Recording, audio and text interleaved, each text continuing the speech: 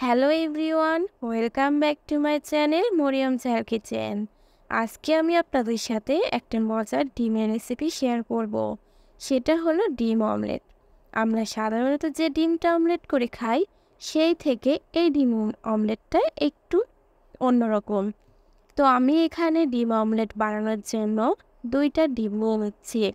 দুইটা ডিম এভাবে ফেটে নিয়ে নিচ্ছি। এবার আমি এই ডিম থেকে কুসুমগুলো আলাদা করে নিব। এক এক করে এই কুসুমগুলো আলাদা করে নিচ্ছে। এই কুসুমগুলো আলাদা হয়ে যাওয়ার পর এই সাদা অংশটা আমি একটু ফেটিয়ে নিব। আমি এখানে হাত দিয়ে ফেটিয়ে নিচ্ছি।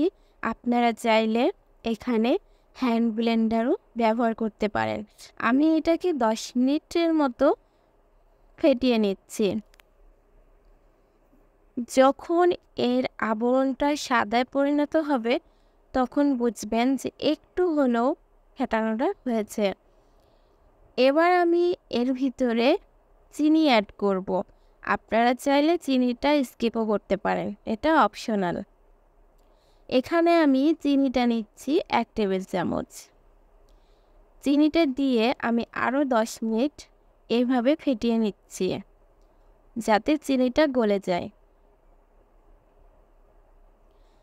চিনিটা ফেটিয়ে নেওয়ার পর এবার আমি এতে দিয়ে দিব সামান্য পরিমাণ লবণ। লবণটা আমি খুব সামান্য পরিমাণ দিয়েছি। এবার আমি আরও 10 মিনিটের জন্য এটা ফেটিয়ে নিচ্ছি। এটা যত ফেটিয়ে নেওয়া যায় তত এটা ফোম আকারে হয়ে যায়, এবার দেখতেও ভালো লাগে। এবার আমি যে ডিমের কুসুম দুইটা আলাদা করে রেখেছিলাম সেই ডিমের দুইটা কুসুম আমি ফেটিয়ে নিচ্ছি। এটা 5 মিনিটের মতো আমি ফেটিয়ে নিচ্ছি। তো আমার এটা ফেটানো হয়ে গিয়েছে। এবার আমি এটা সাদা যে ডিমের অংশটা ফেটিয়ে নিয়েছি এর ভিতরে আমি এই কুসুমটা ঢেলে দিব। ঢেলে দেওয়ার পর এটাকে আমি আরও 10 মিনিট হাত দিয়ে ফাটিয়ে নিব। যতক্ষণ এটা ফাটিয়ে নেবেন ততক্ষণ এই ডিম অমলেটটা খুব সুন্দর হবে, ফুলে উঠবে। এই যে আমার এটা হয়ে গিয়েছে। এবার আমি একটা কড়াই নিয়েছি। কড়াইতে আমি 1 টেবিল চামচ সাদা তেল ব্যবহার করেছি। এখানে আপনারা সাদা তেলই ব্যবহার করবেন। এটা আমি কড়াইয়ের চারিদিকে মাখিয়ে নিচ্ছি। কড়াইটা আমার গরম হয়ে এসেছে।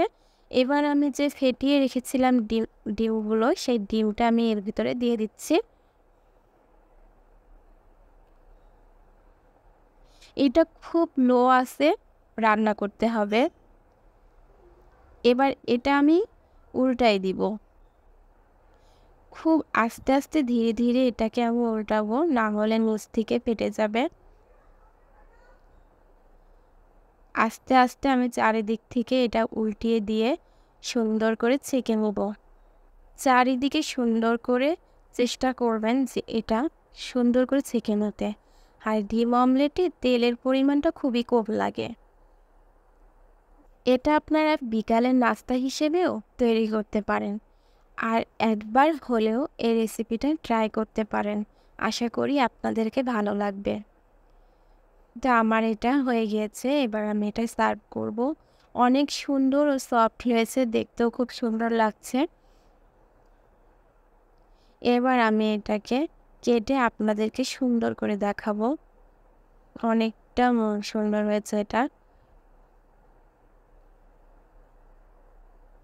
এই যে, আশা করছি আপনাদের এই রেসিপিটা অনেক ভালো লেগেছে। যদি ভালো লেগে থাকে তাহলে প্লিজ লাইক, কমেন্ট, শেয়ার করে দিবেন এবং পেজটা ফলো করে দিবেন। এটা দেখতে অনেক নরম ও সুস্বাদু খেতে। ভিতরটা অনেক সফট হয়েছে এবং ফুলা ফুলাও হয়েছে। ভিতরে অংশটা অনেকটা নরম দেখাচ্ছে। আপনারা এইভাবে বাসায় ট্রাই করবেন। আজকের মতো এখানে বিদায় নিচ্ছি। আল্লাহ হাফেজ।